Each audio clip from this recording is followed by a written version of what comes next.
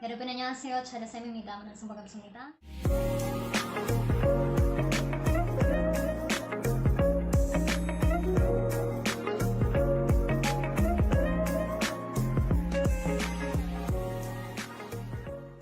Litong-lito ka na ba sa pinagkaiba ng tatlong mga salitang ito? Let me enlighten you. Yes, enlighten. Okay. Ano nga ba ang pinagkaiba ng Hangugo, Hangumal, and Hangul? Ano yung pinagkaiba ng tatlong yan? So, madalas yung pinag-aawayan ng mga dito, ng mga pages. Halimbawa, may magtatanong, ano po ba pinagkaiba ng ganito, ng ganyan?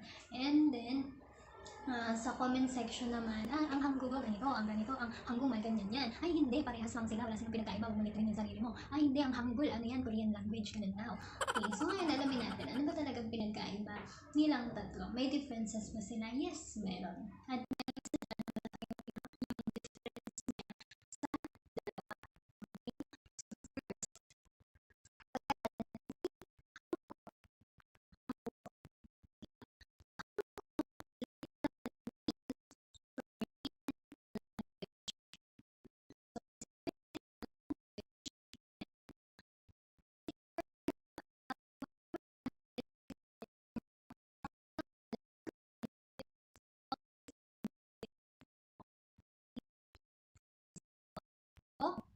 Ilbono, ano pa? Dugiro, what else? Yongo, diba? English. So, yung mga yan, lahat na yung tatapos sa O. Wala kang makikita na natapos sa mal. Like, for example, yung mal,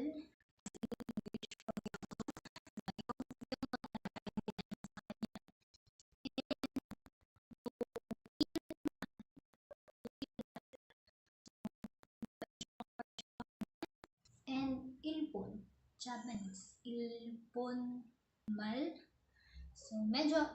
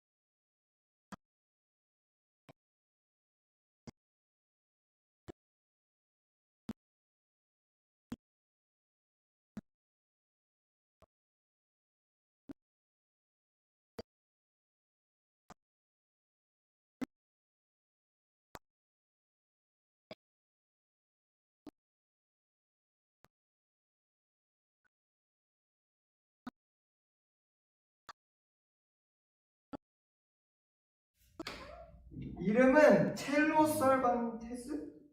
네, 한번 전화해 보겠습니다. 첼로 설반테스? 안녕. 안녕. 한국말 할 줄 알아? 안녕. 한국말 할 줄 알아? 한국말 할 줄 알아요? 네, 완전 알아요. 오! 진짜 감사합니다. So, alinman dyan sa mga yan, depending on the level of politeness na gusto.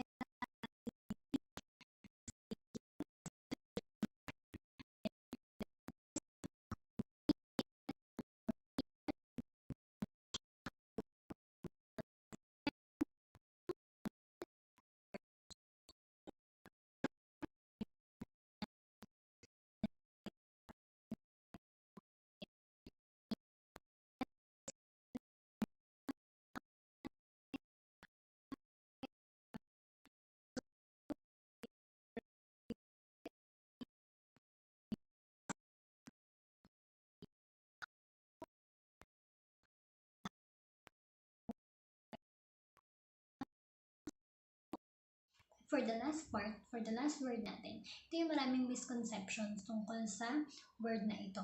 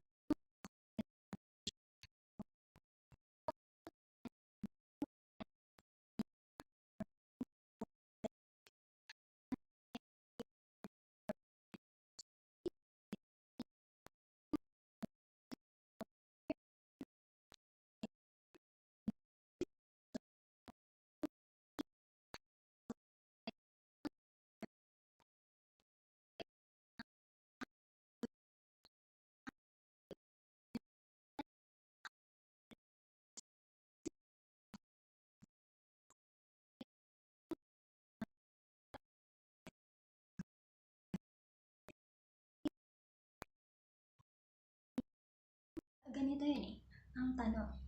Kung ang sinasabi ng tao na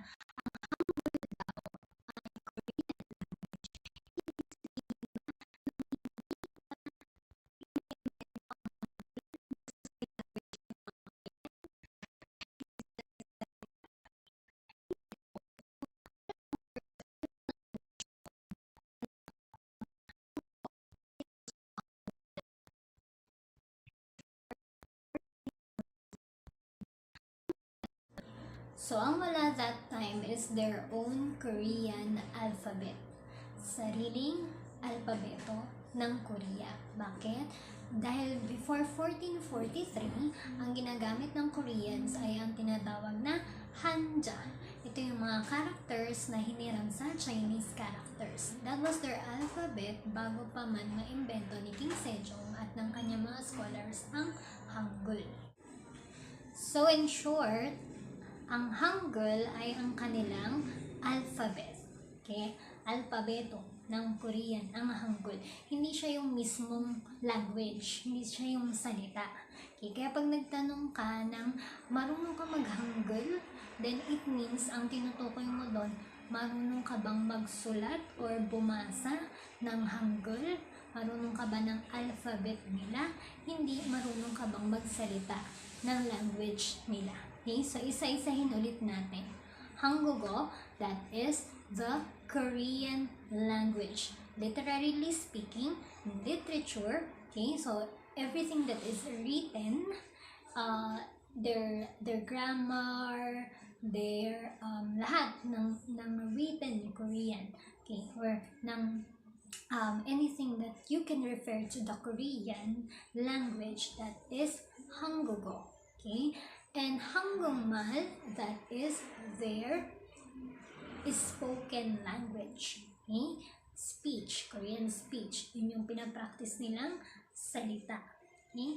And Hangul, yun naman yung pagsusulat, pagbabasa, or yung alpabeto. So, I hope na naging malinaw na yung pinagkaiba ng tatlong ito at hindi ka na malito sa kanila. Actually, hindi naman siya nakakalito if you will just separate yung Hangul na part kasi yun lang naman yung alphabet sa kanila.